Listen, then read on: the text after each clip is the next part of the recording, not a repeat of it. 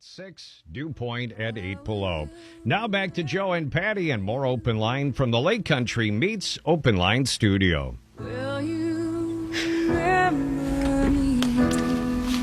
What? It's Oh my gosh. So they're pulling up pictures in the background. No, let's play My Boy Lollipop. He loves that stuff. All right. Well, welcome back, everyone. We are saying goodbye to our good friend, Bruce McKirdy. And joining us now is Nicole Fernholtz from the AAEDC. And good morning, Nicole. Good morning. Thanks for having me. I still can't believe we're doing this. Are you sure you can't change your mind? You know, yeah, it's kind of done? that train left the station, or it's leaving this afternoon. One of those two. Oh, wow. I walked in when Mayor Carlson was on the phone, so I didn't hear what she said, but Bruce has sat on the EDC board for the last year and a half. I was going to say year and a half, and then I had 2 years as a liaison as well. Yeah.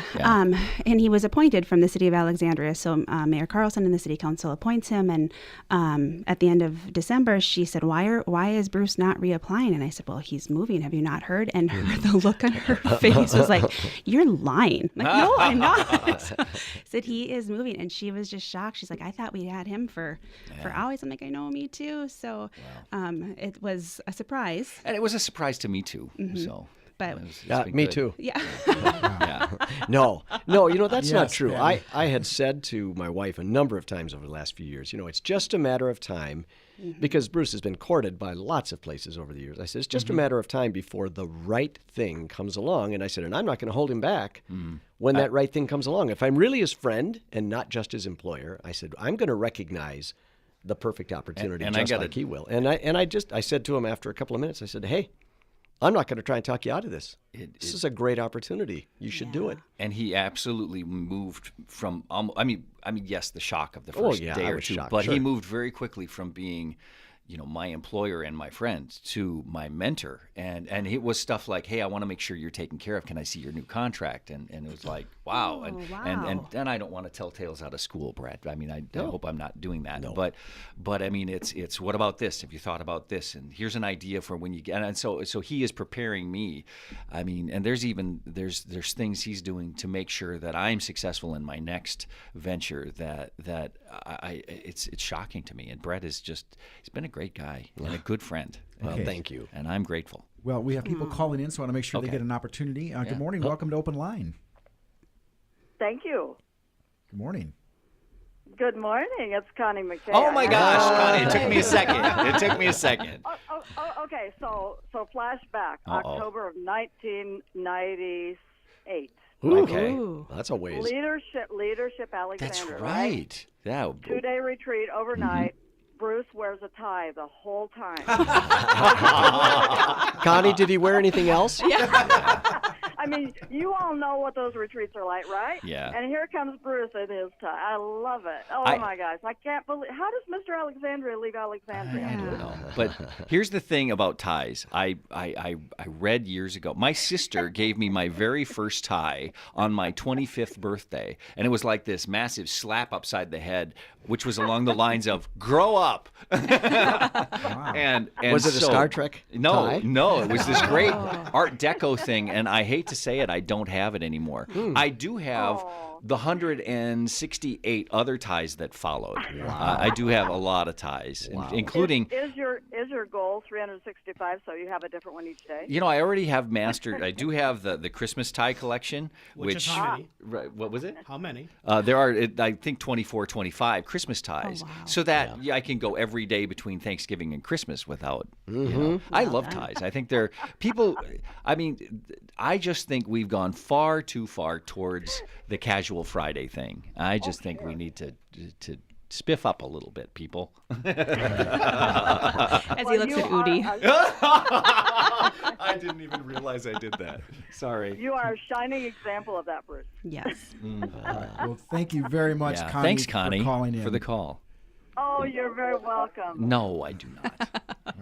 But anyway, Thanks, Well, Connie. good luck to you, Bruce. I wish you so much luck. Thank you, Connie. You're welcome. Yeah.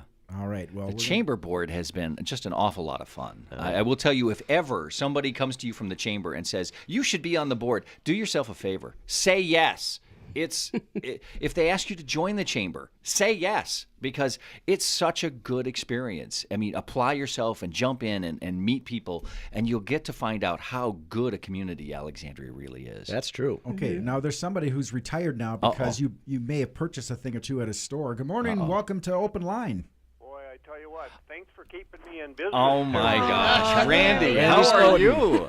Wow. Here's the thing about Randy that I loved. You'd walk in and he'd say, 16 and a half neck, 34, 35 sleeve. And you'd go, yeah. Yeah, but that was when you were looking for a pair of shoes, wasn't it? Well, no. But, so seriously, did you actually remember all that stuff, or could you? Just looking at people. You can, after doing it for 45 years, wow, you kind of knew, or you come pretty darn close anyway. So I cannot say that you sold me my first suit, because I bought my first suit at the age of 17 in Aberdeen, South Dakota. All right. But you sold me my favorite suit, the S. Cohen stuff. That's right. Oh my gosh. You always talked about that. Anytime you came in with that one on, geez, this is my favorite suit. It is. It's like the best stuff ever. Yeah. And I don't think Bruce could ever walk by a tie rack without grabbing one. Nope. I talked about him wearing ties all the time. I've said to you, Randy, before, I really do think that ties should, and a little more formal attire should come back into the workplace, or come back into the school place, or the school. The reality is, people say all the time, "Oh, we should have respect." Well, give them something to respect. And I was talking to a gentleman in town here just the other day who is in business and has 2 or 3 partners, and this guy wears a tie all the time. He says, he says, you see such and such in our organization. I said, yeah, I do. I says, don't you think that he should wear a tie? I says, absolutely. I says, but I guess he's comfortable the way he is. So I says, but keep working on him. He might turn the corner. But other thing I just wanted to say is, I says, the reason Bruce made it as long as he did, because when he first came to town, I think he had to call on me, and I kind of toughened him up a little bit. Is that right, Joe? Yeah. There were. I will tell you, there were a couple of clients who were a little harder than others. You were not entirely easy. I will give you that. Bumper Lee. Do you guys remember Bumper Lee? Oh, yeah. And he's in town, but one of my favorite stories, and I will tell this from the standpoint of how I told Bumper. It's like, this was when he was selling his dealership. I said, Bumper, I got to town in '96, and first thing I did is, I'm going to go see my car dealership. And Bumper Lee was like, he hears my whole spiel, and he looks up from his desk and he goes, son, if you're going to sell, you got to know that some days the answer is yes and some days the answer is no. Today ain't your day. And he points to the door. And I told Bumper that when he was retiring, and I was like, he goes, I don't even remember saying that. And I was like, no, but and I will tell you, I needed to hear that, because what I didn't hear, I'm never buying anything from you. I heard today's not today. Today's not your day. Yeah, and that's how it is sometimes. Today's not your day. That's right. I'm not going to hold you up. I just want to wish you well and best of luck in the future. And, thank you. We'll see you around. Thank you so much. Thanks for I calling, appreciate Randy. it. You bet. Okay. I love the stories. Before we run out of time, Chris has put some words to paper. So, are you ready for that, Mr. Rudy? So we're in the idea business and creative. So 5 o'clock came around this morning, and I put something together. You didn't want to be roasted. I kind of didn't. But it's so easy. Yeah. So it's I have not a few quirks. I maybe do. Can you define a few? So it's not really a full roast, but there are some little insights on what it has been to work with Bruce, be around him. Bruce McKirdy, you sports-hating sissy. You love to sing karaoke, although your singing is a little iffy. You own so many ties, we could tell it in a song. You wear them all day long, even when you're mowing the lawn. Remember Torso Man? He had great-looking hair. The day he scared you, those words you said, we can't say those on air. No, we can't. Cake is a delight, and it's used to celebrate fun days. But you prefer it dry and naked, which is odd, but you'll never change your ways. You've created your own drink. The Dirty McKirdy was born. Yes.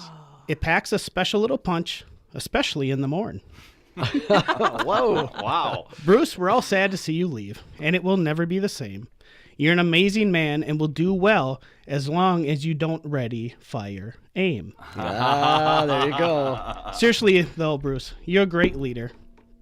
You're a great mentor and a friend to all of us. You are a visionary. You have led us through so many new adventures. KXRA has been successful because of you. We are successful because of you. You've made us better salespeople, better on-air people, and a better company. These are not enough words to say, so we love you, man. Yep. I love you back. And that's really kind. But to think that one person, I mean, I think one person can affect an organization, but it takes everybody. If you guys didn't like jump on board, right? We have to back up to Torso Man, though. I mean, Torso Man was one of my. So we had this mannequin. That had to be the late '90s. Oh my gosh, I don't know, but okay. I had a routine. I didn't get sued. I would come in from sales. I would stomp my feet because I had snow on them. Yeah. I would drop my stuff on my desk, and I would go use the bathroom. Literally, we knew when Bruce had arrived. Exactly what was going to happen. So one of I want to say it was Bill. I can't prove that. But anyway, they left the bathroom door a crack open, and they took Torso Man and set him on the toilet. No, you got to explain what Torso Man is. Torso Man is a mannequin who's buck naked. A male naked mannequin. And so Not my idea. No. Yeah, but we used to use him for different displays at some client promotional things, and we put clothes with clothing. Yeah. But anyway, so I come around the corner, I push the door open, and I flip the light on, and there's a naked man sitting on the toilet, and I just in the thinking freaked. position. You know? Yes, and I just freaked down the hall, and I used a few choice words. Oh yeah, yes, yeah. I would love to say that I don't swear ever, but it might be true. I think he maybe had to go home and change after that. Oh, yeah, that's right. It was. Oh, yeah. Oh, that was before me. That was prior to me. Yeah, that was, though I've heard the story. There's all kinds of. That was BM before Bruce. Yeah. Before McKirdy. Oh. Yes. Well. Yes. You know, right. and I ran out of time last night. I wanted to make salsa for the staff, and by the way, we should put the recipe on our Facebook page later if I get a chance.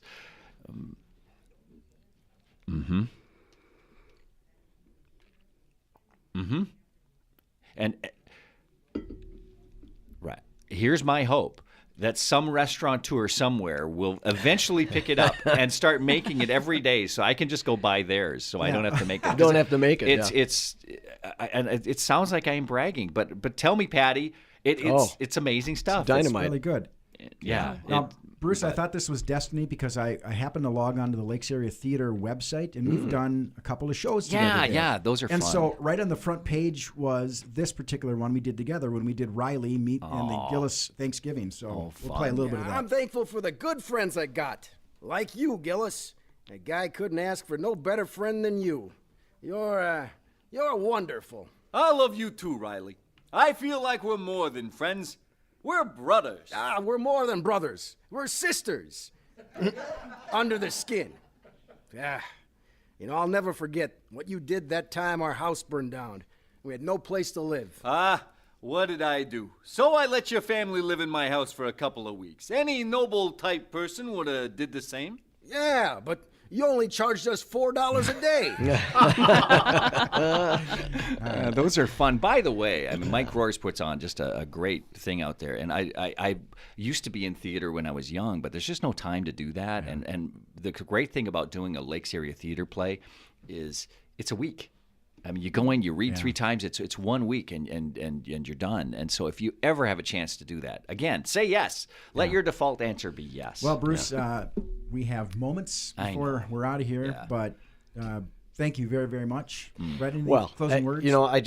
I'm not going to say all this, but for 23 years, Bruce and I, we have worked together, played together, vacationed together. Prayed together many, many times, and I think that's a big part of the reason we've been so blessed. Is we've spent that time praying together about things, and I just wish you only the very best, Bruce. Oh my gosh, it's been awesome, and I think you got some great times coming. Wow, thank you. And we do too. Wow. So I think it's all good. this place is amazing, and there's so many amazing people. I have absolutely no doubt that you are going to thrive. It's going to go really well. Yep. So, hey, thank you. Thanks, Bruce. All right. Yeah. You bet. All right. Have a good day, everyone.